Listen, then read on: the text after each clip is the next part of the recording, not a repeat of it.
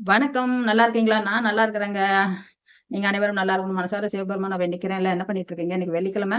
எல்லாருமே குளிச்சுட்டு எல்லாம் ஜம்முன்னு பூஜை பண்ணிட்டு இருப்பீங்க. சில பேர் சாயந்திரம் பண்ணலான்னு கூட இருப்பீங்க. இருக்கட்டும். குழந்தைங்கலாம் ஸ்கூலுக்கு தட்டிட்டு இருப்பீங்க. குழந்தைங்க டாபிக் தாங்க இன்னைக்கு எடுக்க போறேன். ஏன்னா குழந்தைகளுக்கு வந்து என்னென்ன ஃபுட்டு குடுத்து விடலாம்? ஆ மதியம் 11 மணிக்கு சாப்பிடுவாங்க ஸ்நாக்ஸு. இல்ல 2 மணி, 3 மணிக்கு விளையாட்டு டயத்துல அந்த மாரி சாப்பிடுவாங்க. ஏதோ ஒரு டயத்துல சாப்பிடுவாங்க ஸ்நாக்ஸ் விரும்பி. வேணும்னா அவங்க எடுத்து சாப்பிட்டுக்குவாங்க. சப்போஸ் அதையும் மீறி சில சில குழந்தைங்க ஒரு 10 வயசு அந்த மாரிலாம் என்ன பண்ணுங்க, கடையில வாங்கி திங்கலாம். ஒருத்தர் போய் கடையில வாங்கி சாப்பிட்டாங்கன்னா, இன்னொரு இன்னொரு குழந்தைய நம்மளும் போய் வாங்கி அது மாரி சாப்பிடலாம் அப்படின்னு தான் எதிர்பார்க்குங்க. ஒரு 1 நாள் 2 நாள் பார்த்துட்டு 3 நாள் அம்மா, அப்பாட்ட காசு கேட்க ஆரம்பிக்கும். பொய் சொல்லி கூட கேட்பாங்க அதுல. பென்சில் வாங்கணும், இல்ல பேனா வாங்கணும், ஏதோ ஒண்ணு பொய் சொல்லி கூட வாங்குவாங்க. அதெல்லாம் சிலத நம்பியும் குடுப்பாங்க. அந்த இதுல வந்து நீங்க இப்ப ஒரு சின்ன சின்ன கடைகள் வச்சிருப்பாங்கன்னு வச்சுக்கோங்க. ஸ்கூலுக்கு முன்னாடிங்கிறபோது சின்ன சின்ன கடைகள்லாம் இருக்கும். அந்த மாரி கடையில போய் வாங்கி திங்கிறப்ப கொஞ்சம் ப்ராப்ளம் வரும். அதுக்கு உதாரணமா நான் இன்னைக்கு ஒரு இது என்ன அப்படின்னா, ராமேஸ்வரத்துல நேத்தோ முந்தா நேத்தோ நடந்திருக்குது. என்னைக்கு நடந்தது எனக்கு ஞாபகம் இல்ல. அதுல என்னன்னா, ஆ குழந்தைகள்லாம் வாங்கி சாப்ட்டுருக்காங்க. ஒரு ஒரு பையனுக்கும், பொண்ணுக்கும் வந்து சாப்பிட்டு கொஞ்ச நேரத்திலே வாமிட்டிங் வந்திருக்குது. வாமிட்டிங் வந்தது. அவங்க அப்பா, அம்மா வந்து அவங்களும் கூட வந்து கூட்டிட்டு போறதுக்கு வந்திருப்பாங்களாட்டுருக்குது. உடனே ஹாஸ்பிட்டல் அட்மிட் பண்ணி என்ன அப்படிங்கும்போது அவங்க அப்பா, அம்மா வந்து கேட்டுருக்காங்க அந்த கடையில. "என்ன இது குடுத்தீங்க? பையனும், பொண்ணும் வந்து வாமிட்டிங் பண்ணிட்டு இருக்காங்க" அப்படின்னு கேட்கும்போது, "நாங்க என்ன எதுவும் குடுக்கல. எல்லாம் கரெக்ட்டா தான் இருக்குது. குர்குரே அந்த மாரி இதெல்லாம் பொருட்கள் நெறையா ஆ ஸ்நாக்ஸ்ன்னு நெறைய இருக்கும்ல அது. அது வந்து காலாவதி ஆன பொருட்கள வச்சு வித்துக்கிட்டே இருந்திருக்காங்க. ஏன்னா, சேல் ஆகாம சிலது அப்படியே நின்னு போயிரும். அத வந்து அவங்க ரிமூவ் பண்ணிட்டு, புதுசா வர்றத தான் குழந்தைகளுக்கு குடுக்கணும். ஆனா, அதுவே இந்த குர்குரே இதெல்லாம் வந்து கெடுதல் தான். ஏதாவது குழந்தைங்க ஆசைப்படுதா சாப்பிடலான்னு சாப்பிட்டுட்டு இருக்குதுங்க. அந்த மாரி பெரியவர் அதுவும் வயசானவர் தான். அதே அவங்க வீட்டு குழந்தையா இருந்தா அப்படி குடுப்பாங்களா? காலாவதி ஆயிருச்சு அப்படின்னு தெரியும். தெரிஞ்சிருந்து அவங்க குடுப்பாங்களா? குடுக்க மாட்டாங்க. அடுத்த புள்ளைக்கு காசு வருது அப்படின்னு சொல்லி போட்டு, ஒரு ரூ. 10 காசு ஒரு ஒரு பாக்கெட் ஒரு ரூ. 10. அதுல உனக்கு லாபம் என்ன ஒரு ரூ. 2 ரூ. 3 கிடைக்குமா? அந்த ரூ. 2 ரூ. 3க்காக அந்த 2 வருஷத்துக்கு முன்னாடி காலாவதி ஆனதெல்லாம் வந்து அப்படியே முன்னாடி தொங்க வச்சு வச்சுட்டு இருக்காரு. தொங்கிட்டு இருக்கிறது நல்லது தான் கேட்டு பாருங்கங்கிறாங்க. அதுவும் இல்லாம பக்கத்துல குமிச்சு வச்சிருக்காரு.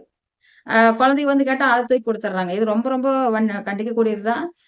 ஒரு குழந்தைங்க வந்து வாமிட்டிங் பண்ணிச்சு உடனே அட்மிட் பண்ணிட்டாங்க. சீரியஸ் இருந்து நார்மல் கொண்டு வந்துட்டாங்க. ஆனா இந்த மாரி வயசானவங்க மட்டும் இல்லைங்க. கடைக்காரங்க சில பேர் யாரா இருந்தாலும், நம்ம வாங்கி சாப்பிடுறவங்க கவனமா இருந்து பார்த்து வாங்கி சாப்பிடலைங்கிற பொழுது, அவங்களுக்கு அந்த எதுவும் பார்க்க மாட்டாங்க. நம்ம தான் பார்க்குறவங்க தான் வாங்கி கரெக்ட்டா அது அ டைம் முடிஞ்சிருச்சா? இல்லையா? இன்னும் இருக்குதா டைம் அப்படின்னு பார்த்து வாங்கிக்கணும். அதுல இன்னொன்னு என்ன அப்படின்னா, குழந்தைங்க அதெல்லாம் போய் பார்க்காது. ஏதோ கலர் கலரா தெரியுதா? தாத்தா எனக்கு அது வேணும் அப்படின்னா ரூ. 10 வாங்கிட்டு ஏதோ ஒரு பிச்சு குடுத்துடுறாங்க. இதுகள எதார்த்தமா வாங்கி சாப்பிட்டு போட்டு வந்துருதுக. வந்ததுக்கப்புறம் பார்த்தீங்களா, வாமிட்டிங் இதோட போயிருச்சு பரவால்ல. அதே கொஞ்சம் ப்ராப்ளமா இருந்தா உயிரே போயிரும். தயவு செஞ்சு கேட்டுக்கிறேன். இந்த மாரி கடைகள் பெட்டி கடை, சின்ன கடையா இருந்தாலும் சரி, பெரிய கடையா இருந்தாலும் செக் பண்ணிக்கோங்க. அப்பதைக்கு அப்ப செக் பண்ணிக்கோங்க. ஹெல்த் இன்ஸ்பெக்டர் வந்து அதுக்கப்புறம் கேட்டான்னு கேள்விப்பட்டேன்.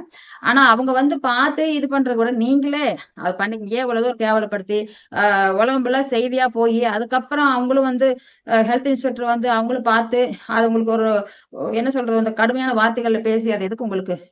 நீங்களே முன்னாடியே அந்த டைம் முடிஞ்சிருச்சா? காலாவதி ஆயிருச்சா? அது ஒரு பக்கம் போட்டுருங்க. தீ வச்சு கொளுத்திருங்க. இல்ல கடைக்காரங்களுக்கு ரிட்டர்ன் குடுத்துருங்க. அவங்க ஏதோ பண்ணிக்குவாங்க. அந்த மாரி பண்ணிட்டு போலாமே! குழந்தைகளோட வயித்துல தான் போய் கை வைக்கணுமா? என்னமோ எனக்கு அது மனசு கஷ்டமா தோணுச்சு. அத சொல்றேன். கொஞ்சம் புரிஞ்சுக்கோங்க. தாய், தகப்பன் யாரா இருந்தாலும் சரி, குழந்தைகள ஸ்கூலுக்கு அனுப்பிச்சு விடுறீங்களா? இல்ல கொஞ்சம் வயசான காலேஜ் போறவங்க கூட, அது என்ன பண்ணும்னா ஐஸ்கிரீம் சாப்பிடும். எல்லாமே பார்த்து சாப்பிடுறது தான் நல்லது. கொஞ்சம் எல்லாமே பொறுமையா இருக்கணும். பார்த்துட்டு, உடனே அவசரப்பட்டு போய் வாங்கி சாப்பிட்டுறணும் அப்படின்னு ஒரு மைண்ட் வரும். அந்த மாரி பண்ணாதீங்க. எதா இருந்தாலும் நல்லது எது, கெட்டதுன்னு பார்த்து நீங்க புரிஞ்சுக்குங்க.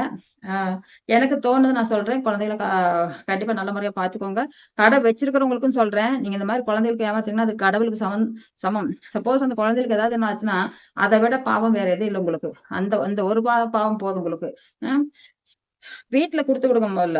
இல்ல அப்படி முடியாத பட்சத்துல நல்ல குவாலிட்டி ஃப்ரூட்ஸ் வாங்கி சாப்பிடுங்க. எல்லாரும் என்ன ஃப்ரூட்ஸ் வாங்கி சாப்பிடுங்க. அதுல இருக்கிற ஒரு விட்டமின்ஸ் வேற எதுலயுமே இருக்காது. அது ஒரு லிமிட்டா எல்லாமே அளவுக்கு மீறி சாப்பிடக்கூடாது. பார்த்து சாப்பிடுங்க. குழந்தைகள நல்லா பார்த்துக்கோங்க. இந்த பெட்டி கடை வச்சிருக்கவங்க எல்லாருமே வந்து இந்த டைம் ஆனது, காலாவதி ஆனது இதெல்லாமே வச்சு வித்துக்கிட்டு குழந்தைகள ஏமாத்தாதீங்க. தயவு செஞ்சு மன்னிச்சுக்கங்க. இந்த மாரி யாருக்குமே வரக்கூடாது. என்ன ஏதாவது தெரியாம இருந்தா மன்னிச்சுக்கோங்க. என்னுடைய வந்து ஒரு ஆதங்கம் நான் சொன்னேன். நன்றி, வணக்கம்.